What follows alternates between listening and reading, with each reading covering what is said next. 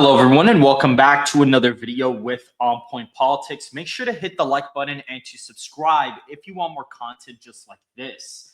The main topic for today's video is going to be a post that JD Vance made a couple of hours ago. This just developed very recently, and it is very, very interesting because this does tie into 2028 news.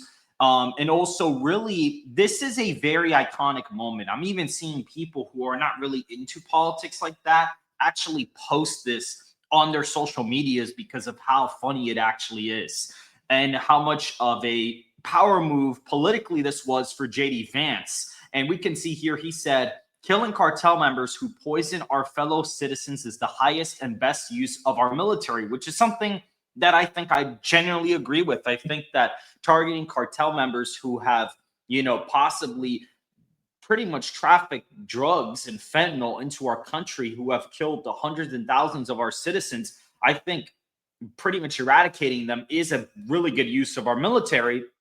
And then, of course, you have Brian Krassenstein, who I don't know if it was Ed Krassenstein or Brian Krassenstein, but they said something about like, what's so bad about the country not being majority white? And I said, like, as a white person at the time, obviously I didn't understand that they were Jewish, but I basically said, as a white person, this is I don't understand why you would talk about yourself like that.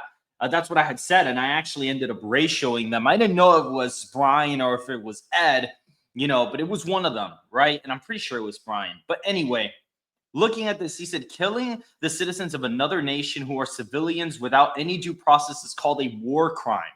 And the problem is that, as the community note says there, the people on the boat were of a cartel group called Tren de Agua, which is a narco-terrorist group designated by the Trump administration. And the Trump administration, since they had designated this group as a narco-terrorist group due to the fact that they've trafficked many, many drugs into our atmosphere and in our country, JD Vance and Donald Trump thought the best decision for them to make was to be able to go out and assassinate them and pretty much eradicate them off the face of the earth. And this person is claiming that it is a war crime for them to have done that. And then JD Vance says, "I don't give a what you call it." And this really blew up on social media. This post really blew up, and you have a lot of people pretty much, giving their responses. Like Jack Posobiec has this like t-shirt. We see like everybody, this was the takedown on X all year. Like, honestly, this is like embarrassing for freaking the Krassensteins. I think this is honestly super embarrassing that this happened to them. He walked right into that one. In Vance, I guess, usually Vance doesn't even respond like that to people. I mean, he writes back to people, but not to the point where it's just some random guy like Krassenstein, and it's just hilarious how Krassenstein really fell for it. And this is the reason why I'm doing a video on this is because this is going to solidify a lot of support for Vance, in my opinion, in the 2028 primary. I think that this is going to put himself forward in legitimate standing for the nomination, because this is sort of like how Megyn Kelly said, "Oh, well, Donald Trump, you say this about women and this." And then he said, "Oh, well, only about Rosie O'Donnell." This is like JD Vance's only Rosie O'Donnell moment, except it happened on X, on a post, basically. But this is Vance's Rosie O'Donnell moment for the 2028 election. And this can be extrapolated to the Republican, the Democratic Party dynamic, where the Democrats have been trained to just say, "Oh, everything that Donald Trump does is bad," right? And there are some things that Donald Trump may do that aren't exactly the best solution for the country, or people may not agree with it, or you could see why that people would disagree with that. But again, I don't think that cartel members being killed who are targeting people in the United States is something that either party should be against. I think both parties should be heavily in favor for eradicating those people. And we see here that JD Vance completely just took down this liberal's pretty much counterattack to what he had said. And Brian's kind of response, because the thing is, you have Brian Krassenstein, you have Dean Withers, you have Harry Sisson, You have all these people, which I presume are most likely paid operatives for the Democratic Party, in my personal opinion, because every single post they make is against Donald Trump. Every single post. And again, I am a supporter of the president. I don't agree with everything he's done. I really don't. But at the same time, you have people that are completely just 24/7 against Donald Trump, the same way that even being against Gavin Newsom 24/7, isn't exactly the best thing either, because there are things that Gavin Newsom has done or tried to do that may actually legitimately be good things.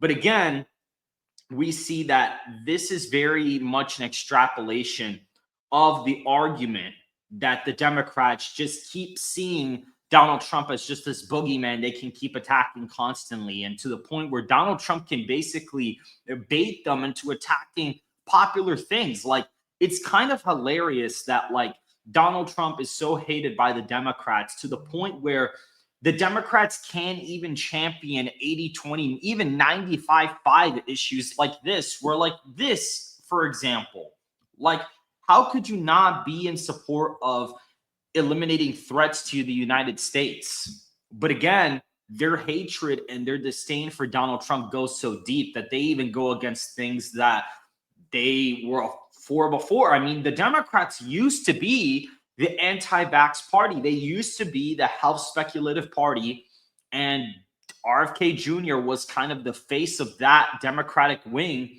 And Donald Trump took it for himself. He basically, MAHA was created. RFK Jr. pretty much created MAHA, and you have Donald Trump teaming up with RFK Jr. Now, all of those issues are belonging to the Republican Party. Donald Trump with big tech, he managed to court all of the big tech, CEOs, and they're all in his corner now because of policy around AI and different things. And obviously, JD Vance and Silicon Valley being way more involved with Trump in 2024 definitely has played a part in that. But whether or not it's a legitimate issue for your average voter, they still took that issue from the Democrats, because the Democrats used to be the ones who had Silicon Valley on their side, and they don't have that anymore. Even now, when Donald Trump says he wants to go in and clean up certain cities that do have very high crime rates, like Chicago or New Orleans or New York City, like there was a woman from Ukraine that was on the bus just the other day, and she just got stabbed to death by some random guy for no reason at all. On video, the girl sits down, the guy's in the seat behind her, and he just decides to kill her on the spot for no reason at all. And it's like, clearly, the crime in Chicago is bad. The crime in New York is bad. I don't know about New Orleans, to be honest. I haven't really researched there, but that's what the president said about going into New Orleans as well. And it's like, who doesn't want crime to be at 0%? They were saying, well, the crime in DC is actually at an all-time low. Well, the problem is that is very irrelevant to what we were talking about, because you could say that the crime in DC is up 300% and then it goes to 200, and it's like, oh, well, that could be the all-time low, but it's still really, really high compared to other places. So the fact that people keep saying, oh, it's at an all-time low, doesn't necessarily mean that the crime is basically non-existent. That's the thing that the Democrats don't understand. But again, Donald Trump's hatred in their hearts goes so deep that they even are not even able to articulate and oppose like basically 100 zero issues. Like, everybody, of course, wants to be in a safe community. And Donald Trump has an unorthodox way of carrying out certain policies and acting as the president. Donald Trump likes to be a limit tester. He pushes the boundaries for the executive branch to be able to see how far can he go. Him doing certain things that the courts are going to be challenging isn't him breaking the Constitution. It's him testing whether or not presidents can do this. And of course, him having 3 Supreme Court justices that he appointed definitely gives him a little bit of leverage there. But of course, now looking at the extrapolation of this thread represents the Republican leadership combating the Democrat, ideology of 2025, where the Democrats constantly are just nonstop, oh, anti-Trump this, anti-Trump that. Even when it is popular issues, even when it is things that are popular for people.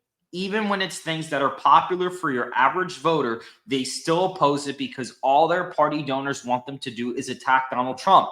And this is why Gavin Newsom in a regular matchup can't beat Vance in certain swing states, because Newsom is just right now all focusing on Donald Trump. And I think that that's what the Republicans want Newsom to do, because if all of Newsom focuses on is just Donald Trump, by the time he gets to 28, he would have missed all that opportunity to go against Vance. And there are legitimate reasons to criticize Vance. You know, Vance's connections to Palantir and Peter Thiel and a lot of these people, like, I mean, those are actual valid criticisms to go after Vance on. Like, you have a legitimate basis to go after Vance. Now, again, Vance is obviously going to have to defend his connections and positions, and I'm sure he'll be able to do so.